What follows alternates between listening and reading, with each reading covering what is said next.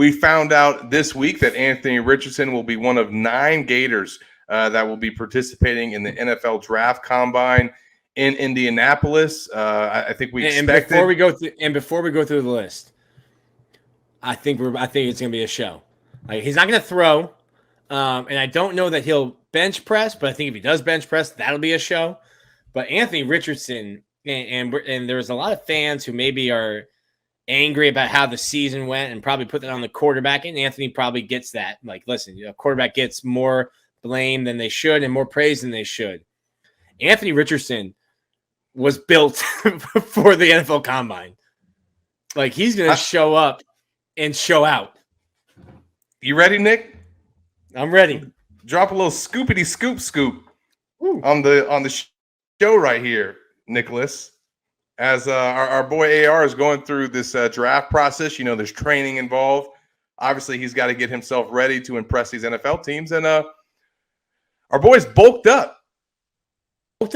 Nicholas played the entire season at 240 pounds. I'm told right now, currently on the 9th of February, he's at 250. Whew. 250. Now you would think adding. You think he would slim down before the 40, though. You just took the words right out of my mouth. You would think that adding 10 pounds might take away some speed, might take away some vert. Nope. Both of those numbers have increased. Ooh. Anthony Richardson, from a source, is running 4.4 at 250 pounds right now. So get ready for a show in Indy, folks. Listen, if you don't like Will Levis, Anthony Richardson might steal the headlines for a little while after the performance he's going to put on in Indy. Yeah, and then he comes to Pro Day, and as Nick has mentioned, that's when he's going to sling it and put on a show in the indoor practice facility. There's already going to be a lot of buzz that he's generated from the combine. So that stock that we're seeing from all these mock drafts that are coming out in the last 2 weeks, that stock is only going to improve and soar in these coming months. So it's going to be fun to watch. Obviously, the other guys that are going to be competing in Indianapolis, Osiris Torrance, Javon Dexter, Richard Garage, Ventrelle Miller, Justin Shorter, Rashad Torrance II, Trey Dean III, and then a former Florida Gator, Brenton Cox Jr., also among the list of invitees. I know Jacob Copeland also headed to Indianapolis as well. So one guy who did not get invited was Amari Bernier, so he'll have a chance to show out at Pro Day. That was a surprise to me. I thought maybe, given the body of work for Bernie, the athleticism that he has, I thought he would get an opportunity. Obviously, that just makes puts more pressure on him on Pro Day. Everyone wants to be at the scouting combine, and it gives you kind of a cushion. If you have a bad performance on that one day, because listen, you only get 240 attempts, you only get to do the vert 2 times, you only get 1 chance at the bench press. If you have a bad day in Indy, you've always got your Pro Day to fall back on. And the guys that didn't get the invitation to Indianapolis, now everything you're rolling dice just on that one day. But I'm sure he's a guy that will run great and test great as well. He's super athletic.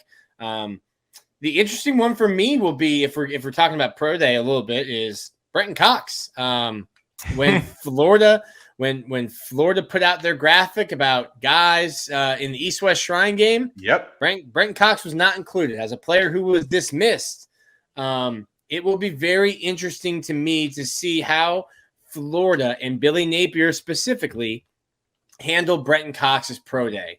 I understand if you had a bad breakup, but not allowing a guy to come back for Pro Day, that's a big statement and could potentially be a bad look.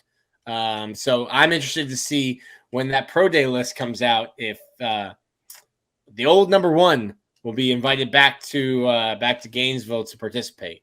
And remember, Billy was asked about that when he was dismissed, and he said, to my recollection, that's to be determined.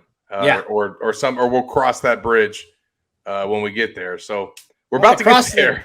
They crossed the East-West Shrine Bowl bridge without Brenton. They did. They did. And speaking of that game, in the Senior Bowl, definitely some guys that are going to head into the NFL Combine with some momentum.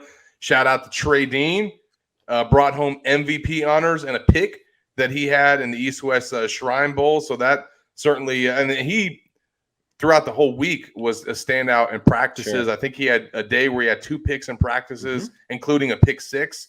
And then Osiris Torrance at the Reese Senior Bowl just absolutely tore it up, solidified himself as a first round pick, as the number 1 guard in the draft.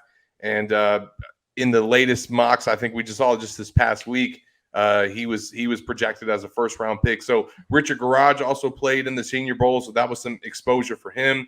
Justin Shorter played in that East-West Shrine game, as well as Amari Bernier. So that was a chance for him to get in front of some NFL personnel that he'll get to miss at the Combine. Now, one guy who didn't get to play in the Reese Senior Bowl and won't get to participate in the NFL Combine and probably won't be able to do anything for Pro Day is Ventrelle Miller. And that's a guy was reported was that a Jones fracture, Nicholas, that he had a procedure for? Fracture. And that was Ian Rappaport that reported that. So that's going to put him out, I think, until April. That is that's an injury that we put up on our message board at the time that Ventrelle had, I think, in week 2, or maybe even week 1. Or he played all year on a broken foot, just getting pain numbing injections in his foot, and going out there and a guy who had gone through a biceps tear the year before. He had the credit card thing and missed his freshman year. He had missed so much time. I think when he decided to come back for his super duper senior year, his 6th year of eligibility, he just said, listen, if it's broken, it's broken. Cool. I just don't need to feel it. Let me go play football. That's the kind of guy that Ventrelle Miller is, and why he was so respected in the locker room. I think he's put plenty on tape. He won't be able to test, won't be able to do some of those things. But just hearing that's something that NFL GMs and scouts will certainly take into account. Like, yes, he can't perform now. Why? Because he played 3 months on a broken foot. Yeah, that earned you some brownie points. Yeah, I think. We'll give you a pass. We didn't get to see you do the broad jump. I understand why. Yeah, and it's funny thinking in hindsight, him getting asked post game in the Florida State locker room, Ventrelle, you think about playing in the bowl game? And he was polite enough to not say no then. Yeah. But knowing what we know now, obviously he knew he was done. The guy just toughed it out. And it's interesting, Nick, because as we transition to basketball now, I think of what Ventrelle did in the season that he had, and it was just a kind of a shame that it was obviously overshadowed by the team's results, and that this dude just toughed it out, had at time was playing like an all SEC Buckus finalist before that injury really started to set in, and it just you didn't get to really appreciate his greatness because of Florida's 6-7 season.